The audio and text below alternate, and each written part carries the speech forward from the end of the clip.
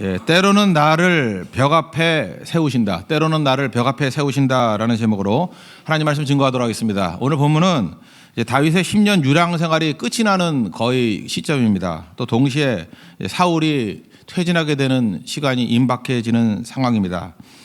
그 다윗과 사울의 처신에 대해서 마지막으로 한 번 더 점검을 했으면 좋겠습니다. 다윗은 처신을 잘해서 하나님의 뜻을 이루었고 사울은 처신을 잘못해서 실패자가 되었습니다. 이 스토리가 3000년 넘게 우리에게 전달되고 보존되는 이유가 무엇입니까? 하나님께서 이것이 우리에게 들려지기를 원하기 때문에 그렇다는 거예요. 이거 3000년 전 일입니다. 그런데 여전히 다윗과 사울의 처신이 우리 가운데 있다라는 것입니다. 오늘 이 메시지의 핵심은 뭐냐 하면 이거예요. 삶을 결정 짓는 것은 하나님이라는 거예요. 이거 모르는 사람 누가 있습니까? 근데 이거 가슴에 새기라는 거예요. 삶을 결정 짓는 것은 하나님이시다. 이걸 붙들라는 것입니다. 오늘 사울은 군사 3000명을 동원했습니다. 다윗을 체포하기 위해서 3000명 그러면 엄청 많잖아요. 그런 사람들을 데리고 공격을 했습니다. 24장에도 공격을 했죠. 엔게디 광야에서 동굴에서 변 보다가 변사할 뻔했잖아요. 아시죠 그건? 예. 옷자락만 잘라가지고 살아남게 되는 일들이 벌어졌습니다. 그때 호소하죠. 나는 왕을 죽이려고 하는 의도가 없습니다. 그랬더니 사울은 또 눈물로 후회하고 뭐 그런 장면이 있었습니다. 근데 또다시 잡으러 왔습니다. 이게 일종의 마지막 발악이죠.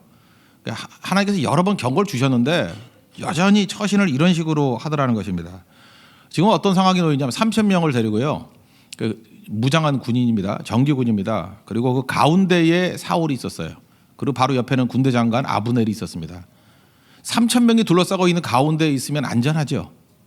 3000명의 중무장한 군인 사이에 가운데 있었다. 센터에 있었다니까요. 그리고 바로 옆에는 군대 장관이 있습니다. 아브넬이 있습니다. 얼마나 든든합니까? 근데 죽을 뻔했어요. 죽이려고 하면 죽일 수 있었다고요. 이게 오늘 메시지예요. 사울은 겉으로 볼 땐 강한 자입니다. 겉으로 볼 때는 다윗을 쫓는 자예요. 근데 실제는 어떻습니까? 다윗은 약해 보이고 또 쫓기는 자같이 보이지만 사울의 생명이 다윗 손에 놓여 있었다는 거예요. 그것도 2번씩이나. 이게 무슨 얘기입니까? 하나님 의지하면 하나님께서 이렇게 하신다는 거예요. 어떻게 3000명 사이에 다윗과 아비새가 들어갈 수 있었습니까? 하나님이 도우셨기 때문에 그래요. 어떻게 도왔어요? 다 자게 만들었대요. 이럴 수가 있습니까? 12절 그 뒷부분 보세요. 여호와께서 그들을 깊이 잠들게 하셨으므로 그들이 잠들어 있었기 때문이었더라. 여러분 3000명이 두려운 게 아닙니다. 하나님께서 잠들게 만드시면요. 보초부터 시작해서 군대 장관까지 다 잠들게 만들 수 있다라는 거예요. 물론 피곤하게 만들어서 뭐 방심할 수 있죠. 우리 뭐 사고 나는 거 한번 보십시오. 어떻게 그런 일이 벌어져 그러잖아요. 왜 그런 일이 벌어져요? 그 7, 8가지 일들이 겹치게 일어나면 그런 일이 벌어진다니까요. 말도 안 되는 일이 벌어진다니까요. 3000명이 왕을 지키고 있는데 두 사람이 들어가서 왕 죽일 수 있는 상황이 벌어지게 됩니다. 이게 인생이라는 거예요. 우리도 인생 가운데 많은 군대에 있다라고 뭐 안심하거나 또는 뭐 내 옆에는 든든한 사람들이 지키고 있기 때문에 내가 안심이 된다. 그런 소리 하지 마십시오. 하나님께 잠들게 만드시면 3000명과 군대 장관 옆에 있어도 죽음의 위기 가운데 놓일 수 있다라는 것입니다. 그럼 우리 스스로에게 한번 적용을 해봐요. 나를 힘들게 하는 사람이 누굽니까? 힘센 상사입니까? 회사에서 힘센 상사 뭐 다 좌지우지할 것 같이 보이죠. 그 3000명 데리고 있는 사울도 별거 아닌데 그게 별거예요? 그 월급 받아가지고 빌빌대는 사람이 그렇게 힘세 보여요? 그 사실 아무것도 아닌데. 어떨 땐 내 몸에 오는 문제가 있어요. 병마. 주님께서 예수님이 말씀하시면 그 죽은 자도 살리시는데요. 죽은 나서 다시 살아나는데요. 안 보이던 바디메오도 눈이 뜨는데요. 이게 뭐 큰 문제가 아니죠. 또 가난이 문제라고 생각할 수 있죠. 아니 가난이야 말할 것도 없죠. 뭐 전능하신 하나님이 모든 거 다 갖고 계신 하나님이 뭐 주시고자 마음 먹으면 그거 못 주시겠어요? 생각해보면 하나님을 우리 인생 가운데 모시고 있다 그러면 아무것도 문제가 되지 않는다고요. 근데 우리는 병이 나를 좌지우지한다고 생각하고 가난이 나를 좌지우지한다고 생각을 하고 이거 결정이라고 생각해요. 그래서 맨날 젊은 애들도 흑수저라 그러고 좌절이기나 하고 사장이 내 행과 불행을 좌우하는 게 아닙니다. 성경 그 얘기를 해요. 그렇게 생각하는 사람이 사울이었잖아요. 이 틀렸다는 얘기죠. 이 전제를 꼭 붙들어야 된다는 것입니다. 이게 뭐 나는 안 그래요 그러는지 모르겠지만 그 LA 그 남쪽 좀 가면 토렌스라는 지역이 있거든요. 거기 신실하게 예수 잘 믿는 가정이에요. 아들이 공부 되게 잘해요. 잘해서 하버드 들어가서 졸업을 했습니다. 하버드 학원 말고요. 진짜 하버드 대학. 진짜 하버드 미국 가봐도요. 거기 진짜 하버드 가는 애들 몇 명 없습니다. 몇 명 없는데 어려운 학교예요. 어려운 학교고 일단 뭐가 달라지냐면 좀 감이 오게 얘기한다 그러면요. 이 학교 졸업하고 나오면은 연봉이 단위가 달라져요. 그냥 초봉이 아무리 적게 받아도 10만 불은 받아요. 1억 원 받고 시작해요. 미국에서 적은 돈 아니거든요. 초봉이요. 그리고 제가 그 아는 애를 하나 보니까 크레딧 카드가 나오는데 20만 불까지 신용 대출이 돼요. 2억 정도. 이 학교 학생이 됐다라는 것만 가지고도 그러니까 어느 정도로 인생이 바뀌는지 알겠죠. 하버드 굉장한 학교입니다. 그죠? 근데 여기 이제 갔다고 자부심 있는 가정인데 졸업을 하고 난 다음에 아버지가 생각하기에는 이제 멋진 직장 들어가서 뭐 다른 사람들이 주목을 받을 줄 알았는데 졸업하자마자 오지 선교사로 나가겠다고 얘기를 했어요. 그랬더니 부모가 이렇게 생각하는 거예요. 너무 예수를 잘 믿게 만들었다. 그래서 낙심이 오는 거예요. 낙심이. 그래서 담임 목사님 찾아와가지고 큰 시험에 들었다고. 그게 뭐냐 하면 글쎄 하버드를 졸업한 아들이 하찮은 선교사가 되려고 합니다. 참 표현이 재밌어요. 하찮은 선교사가 되려고 하렵니다. 말려주세요. 이 부모님이 믿는다고 하지만 중직자예요. 삶을 결정하고 행복을 결정하는 것이 졸업장이고 높은 연봉이라고 생각하는 거죠. 근데 이게 남 얘기 아니죠. 우리 주변 얘기고 내 얘기일 수 있지 않습니까? 이게 사울이에요. 사울은 저 멀리 있는 게 아닙니다. 우리 안에 사울이 있습니다. 그리고 이것이 훨씬 더 납득이 돼요. 그럴 수도 있지. 그렇지. 그리고 스스로도 아깝다고 생각해요. 아깝지. 그 사울입니다. 다윗의 길은 절대로 아니에요. 그거는 사울 상과 사울 하를 읽어야 돼요. 사무엘 상사가 아니라. 잘 보세요. 지금 아무것도 아닌 것 같이 보이지만 다윗이 쫓기는 자 같이 보이죠. 약한 자 같이 보이죠. 그런데 3,000명을 끌고 몰려다니는 사울이 2번이나 죽을 뻔했다라니까요. 그 왜 그래요? 그 하나님 의지하지 않으면은 사실은 아무것도 아니라는 것입니다. 그래서 우리 인생이 환경이 아니고 내 안에 무엇을 채우느냐 이게 중요한 거죠. 인생은요 채우는 걸로 바뀌는 거예요. 환경으로 바뀌는 게 아니고 뭐 흑수저 금수저 이게 아니고요. 채우는 걸로 바뀐다고. 잔이 있어요. 콜라 채우면 콜라잔이라 그래요. 물 채우면 물잔이라 그래요. 우리 안에 말씀 채우면은 하나님의 사람이 됩니다. 그 간단한 거 모르세요? 그게 인생이라는 거예요. 그래서 하나님 만나지 못하면 하나님 채우지 못하면 사울같이 된다는 것입니다. 이게 오늘 가장 중요한 메시지라는 거예요. 그러면 이게 여기서 끝나는 게 아니고 이게 진짜인지를 보여주기 위해서 하나님께서 하나님 의지하는 능력을 기르기 위해서 하는 일이 뭐냐 하면 때때로 나를 벽 앞에 세워요. 나를 절벽 앞에 세워요. 그래서 철저히 하나님만 의지하는가. 의지하면은 능력 있는 자로 클래스가 달라지거든요. 하나님 의지한다는 게 뭐예요? 타이밍과 방법이죠. 하나님의 시간을 의지하는 것과 하나님의 방법을 의지하는 거예요. 뭐 딴 겁니까? 시간과 방법이지. 내 시간과 내 방법이 아니고 하나님의 시간과 하나님의 방법을 붙드는 것입니다. 그래서 어떤 때는 홍해 앞에 세워요. 벽 앞에 세운 거죠. 그때 하나님의 시간과 하나님의 방법대로 가느냐. 사울의 특징이 뭐예요? 벽 앞에 서면 항상 자기 방법과 자기 시간이에요. 다윗은 벽 앞에 섰어요. 어렵죠. 벽 앞에 서는 게 어렵지 않은 사람이 누가 있어요. 근데 하나님의 방법과 하나님의 시간을 선택해요. 다윗보다 어려운 사람 여기 없죠. 다윗은 우리보다 훨씬 어려운 위치에 놓여 있어요. 그렇지만 그는 항상 하나님 의지하는 하나님의 방법과 하나님의 시간을 의지했다라는 것입니다. 여러분 하나님과 교제해야 우리가 능력이 있다 그러는데 그 믿음의 싸움을 할 때요. 내가 하나님을 아는 것과 하나님이 나를 아는 건 좀 차이가 있는 것 같아요. 갈라디아 4장 9절을 보면은 이런 말씀이 나와요. 이제 너희가 하나님을 알 뿐 아니라 우리가 하나님을 안다 그러죠. 그래서 얼마큼 아는지 모르지만 하나님을 안다 그러잖아요. 근데 이거 갖고 되는 게 아니라는 거예요. 더욱이 하나님이 아신 바 되었거늘. 내가 하나님을 아는 것도 중요하지만 하나님이 나를 아시는 바가 됐다. 하나님이 나를 안다는 게 무슨 뜻이에요? 전능하신 하나님이 나를 모를 리가 없잖아요. 인정하신다는 거죠. 하나님이 나를 아는 거예요. 신앙은 거기까지 가야 된다는 거예요. 내가 아는 게 중요해. 내가 안다고 난리쳐야 아무 소용없고 관계가 이루어지진 않아요. 근데 관계, 교제, 릴레이션십이 이루어지기 위해서는 하나님이 나를 알아야 돼요. 이 말귀를 못 알아듣는데 여러분들 빌 게이츠 아세요? 빌 게이츠 몰라요? 마이크로소프트 뭐 회장이고 알잖아요. 어떻게 알아요? 뉴스 보고 신문 보고 이래서 알지요? 그럼 제가 딱 물을게요. 빌 게이츠가 여러분 알아요? 우리 이렇게 생각해요. 내가 빌 게이츠를 안다. 이렇게 신문상에서 이름 알고 뭐 어떤 사람이 내력 알면은 안다고 생각해. 근데 교제가 이루어지려고 그러면 빌 게이츠한테 물어봐야 돼요. 그 사람 아냐고. 예, 같이 알아야 교제가 되는 거죠. 여러분 가운데 맨날 그러잖아. 뭐 누구 알아요, 누구 알아요. 사기치는 사람 맨날 그러잖아. 뭐 다 안돼. 뭐 우리나라 유명 인사 다 안돼. 가서 물어보면 그 사람은 몰라요. 우리 똑같은 거라고. 하나님을 안돼. 근데 하나님을 진짜 아는 건 뭐냐면 하나님이 나를 아는 거예요. 그게 아는 거거든요. 그래야 교제가 이루어져요. 요한일서에 굉장히 많이 나온 얘기예요. 하나님과 교제가 이루어지기 위해서는 하나님께 내가 아신 바 돼야 된다는 거예요. 그럼 하나님이 나를 어떻게 알게 했습니까? 우리는 세상에 흘러가고 있거든요. 세상에 떠내려가는 인생이에요. 지난주에도 말씀드렸지만 내 생각과 내 뜻이 있는 게 아니고 우리는 동조 현상이 있다 그랬죠. 이렇게 15cm, 10cm, 5cm 있으면은 제일 짧은 것이 길다고 여러 사람 그러면 그냥 좋은 게 좋은 거지 하고 그냥 생각도 없이 그냥 따라가요. 그게 인생이라고. 그게 흘러가는 거, 떠내려가는 인생이라고요. 홍수가 나가지고 막 떠내려갈 때 안 보여요. 다 떠내려가니까. 다 떠내려가면요, 다 똑같아 보인다고. 그냥 그 자리에 있는 것 같이 보여요.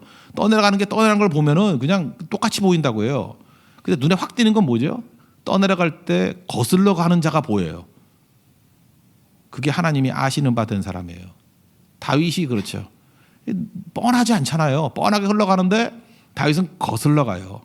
그래서 하나님의 아신 바 된 거예요. 이게 하나님 백성이 걸어가는 길입니다. 지금 제가 이렇게 설교하는 거는 뭐냐 하면은 답을 알려주는 거예요. 우리가 옛날에 한참 유행했던 말 중에 하나가 예수가 답이다 이런 얘기했어서 Jesus is the answer. 예수님이 답이다. 뭐 스티커도 붙여놓고 막 다니고 그랬거든요. 그래서 어쨌단 말이에요. So what? 예수님이 답이다. 이게 케르케고르가 얘기했던 수학 문제 예화가 제일 좋은 것 같아요. 케르케고르가 그런 얘기를 했어요. 이게 수학 책을 사면은요 문제가 있고 맨 뒤에 뭐가 있어요? 수학의 정석 안 봤어요? 이게 풀다 보면 맨 뒤에 정답이 있어요. 그죠? 맨 뒤에 정답이 있다고. 근데 수학 못 하시는 분 다 알겠지만 정답을 알고 있다고 문제를 풀 수 있어요? 풀이까지 다 있는 정답을 가지고도 못 풀어요. 고개 팍 숙이는 여자분들 되게 많은데 못 풀어요. 문제가 있다고요? 정답을 알아요. 정답을 안다고 문제를 푸는 게 아니에요. 우리 신앙인들이 이렇다는 거예요. 예수가 답이다. 맞아요. 정답을 가지고 있어요. 근데 우리 삶에 닥치는 문제 하나도 못 풀어요. 뭐 조금 시련이 오는 거 못 풀어요. 그냥 팍팍 쓰러지고 뭐 시기할 문제가 오면 시기할 거 다 해요. 복수할 문제, 원수 갚을 일이 다 갚고 그 절망할 때 혼자 절망 다 하고 뭐예요? 정답지 갖고 하나도 못 풀어요. 정말 수학 진짜 못하는 애들하고 똑같아요. 정답 다 들고도 못 풀어요. 그러니까 답만 알고 있다라는 게 힘이 되지 못한다는 걸 알 수 있죠. 근데 언제 정답이 힘이 되죠? 끙끙대면서 어쨌든 풀어요. 뭐 쉬운 문제부터 풀기 시작해요. 그래서 막 풀었더니 내가 푼 답과 정답이 일치가 돼요. 그때 아하 하고 푼 거죠. 그죠? 그러고 난 다음에 그런 것이 반복이 되면 새로운 문제도 풀 수 있는 거죠. 그게 실력이 는다라는 거예요. 수학을 좀 잘하는 사람이 금방 이해할 건데 지금 뭔 소리인지 모르는 사람도 있는 것 같아요. 정답이 있다니까요. 근데 내가 풀어야 돼요. 내가 푸는 정답과 일치가 됐을 때 아하 그리고 푸는 거라니까요. 그러니까 우리가 신앙도 마찬가지예요. 예수님이 정답이다. 예수님이 답이다. Jesus is the answer. 맞아요. 이거는 설교 때 가르쳐 주는 거라고. 그럼 정답지가 있어요. 문제만 있고 정답지 없으면 얼마나 답답해요. 이게 맞았는지 틀렸는지 모르잖아. 그런데 문제가 있는데 정답을 갖고 있어요. 그래서 말씀을 듣는 거라고. 얼마나 좋아요. 그럼 내 거예요? 우리 많은 신앙인들이 밥 먹고 이 집만 하니까 신앙 성장이 없는 거라고. 정답만 들고 있대. 그래서 어쩌다는 거야. 그 다음에 풀어야죠. 그걸 공부라 그러잖아요. 풀어야죠. 쉽지 않아요. 어려워요. 근데 정답이 있으면 푸는데 도움이 돼야 안 돼요? 도움이 되죠. 이것까지 가야 되니까. 우리 정답을 알고 있어요. 정답까지 가는 거예요. 근데 어떻게 가는지 몰라. 그래서 끙끙대면서 풀어보니까 드디어 이렇게 푸니까 예수님이 정답이라 그런 것과 일치가 되는구나. 아하, 그때부터 푼 거예요. 그때부터 안 거죠. 그게 신앙생활이에요. 우리 다윗에 대해서도 우리가 이해를 못하는 게 바로 그거라고. 하나님께서 정답 다 가르쳐 준대. 왕이 된 다음에 뭐 하나님께서 붙들어 주신 다음에 뭐 그러잖아요. 정답 누구 몰라요? 그럼 끝 그런다고요. 이 바보들 있죠. 수학 진짜 못하는 깡통들이 하는 생각이라고. 이제부터 다윗에게 필요한 게 뭐예요? 하나님이 정답을 주셨는데 그의 삶에서 끙끙대면서 그걸 풀어서 하나님의 답과 자기 답이 일치되는 것을 보여주는 거죠. 지금 시험 풀고 있는 거예요. 하나님께서 여호와의 기름 부으신 자를 죽이지 말라. 이게 정답이라 그러면 다윗이 지금 풀고 있잖아요. 풀었어요, 안 풀었어요? 풀어서 아하, 하나님의 정답과 내 답이 같구나. 이제 푼 거예요. 왜 24장에 풀고 26장에 또 풀어요? 수학 한 문제 풀면 끝나요? 몇 번 풀어봐야지. 그럼 또 있었을 거라고 사실. 근데 성경은 지면상 생략했겠지. 뭐 두 번만 있었겠어? 우리 인생도 마찬가지예요. 그러면 나중에 어떤 일이 벌어져요? 어떤 문제가 오더라도 연필 돌려요. 뭐 아직 거 와. 내가 다섯 문제 풀었는데 뭐 이런 비스무리한 문제는 얼마든지 풀 수 있어. 그게 신앙이에요. 신앙은 거기로 가는 거라고요. 듣기만 하는 거 아니에요. 듣기만 하고 정답지 많이 들고 있다고. 그래서 뭐 교회 오래 다닌 사람들 있잖아요. 그냥 어려서부터 믿고 뭐 오래 다니고 또 여기저기 기웃기웃거려가지고 뭐 감투 좀 하고 한 사람들 교회를 자기 다 한대. 웃기고 앉았네 진짜. 웃기고 앉아. 그 자빠진대. 웃기고 자빠졌네 진짜. 뭘 알아 지가. 아는 거 아니에요. 아는 거. 풀지도 않아놓고 뭘 안 돼. 정답지는 돈 주고 사면 수학 사면 그 뒤에 정석 답 다 있는데 풀어야죠. 푸는 거예요. 푸는 거. 그래서 그 다음 단계가 이제 푸는 거예요. 하나님의 타이밍과 하나님의 방법대로 푸는 거예요. 아비새가 뭐라 그래요? 여기서 8절인가 그렇게 얘기하죠. 이게 하나님께서 당신 손에 붙여놨다고. 사울 생명. 그리고 또 하나는 뭐예요? 뭐 두 번 찌를 것도 없다고. 내가 용산 거 아시죠? 한 번에 찌르면 죽는다고. 다 맞는 얘기예요. 근데 반만 맞았어요. 뭘 몰랐어요? 지금은 타이밍이 아니라는 걸 몰랐어요. 다윗은 타이밍뿐만 아니라 이 방법이 아니라는 걸 알았죠. 이거 하나님이 하시는 거지 이게 내가 아니야. 그래서 믿음의 사람도요. 이제 또 사울과 다윗도 구분이 되지만 아비새의 믿음과 다윗 믿음의 차이점이 있어요. 그러니까 아비새는 정답은 알고 있어요. 그러니까 사울은 정답도 모르는 자고 아비새는 정답은 알고 있어요. 근데 풀이를 모르는 사람이에요. 사울이 끝났고 다윗이 왕 된다는 정답은 알아요. 근데 풀이를 몰라요. 그러니까 아는 게 아니죠. 아비새도. 근데 이게 안다 그런다고요. 다윗은 풀잖아요. 이렇게 푸는 거 아니야. 그죠? 나중에 사울이 죽고 난 다음에 다윗이 이스라엘의 왕이 됩니다. 근데 처음부터 왕이 되나요? 자기 유다 지파 왕밖에 안 돼요. 헤브론 지역에서만 왕이 돼요. 7년 동안. 그러니까 그 이스라엘의 반목이 얼마나 심한지 알겠죠? 나머지 그 지파들은 다윗 따르지도 않았어요. 유다 지파 외에는 따르지도 않았어요.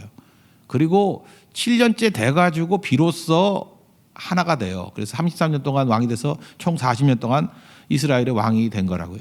마음 얻는 게 어려운 거죠. 잘 보세요. 이렇게 용서하고 이렇게 참고 그래도 다윗을 왕으로 인정하는데 7년 걸렸어요. 힘이 하나도 없고 다윗이 정권을 다 죽이는데도 불구하고.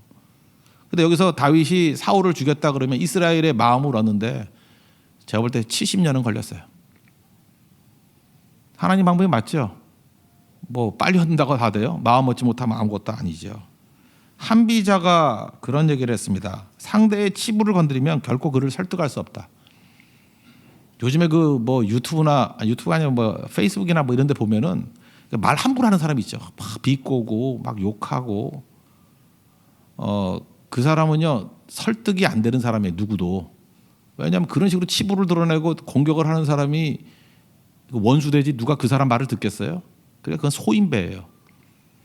그래서 이렇게 페이스북이나 이런 데서 말 함부로 하는 사람하고 상종하지 마세요. 그 사람은 일단은 오래 못 가요. 오래 못 갈 뿐만 아니라 많이 못 품어요. 그냥 동네 골목대장이나 하는 거지. 한비자에게도 잊지 말라고요. 치부를 드러내는 자는 절대로 설득할 수 없다고. 다윗은요 설득이 가는 사람이에요. 정복이 아니라 설득이 가는 사람이라고요. 하나님께서 이런 길로 이끌어 가잖아요. 이게 풀이에요. 말씀 붙들어야지 풀이가 되는 거라고. 당장은 바보같이 보이죠. 근데 이게 푸는 방법이에요. 그래서 이스라엘을 하나 되게 만드는 힘이 거기에 있다라는 것입니다.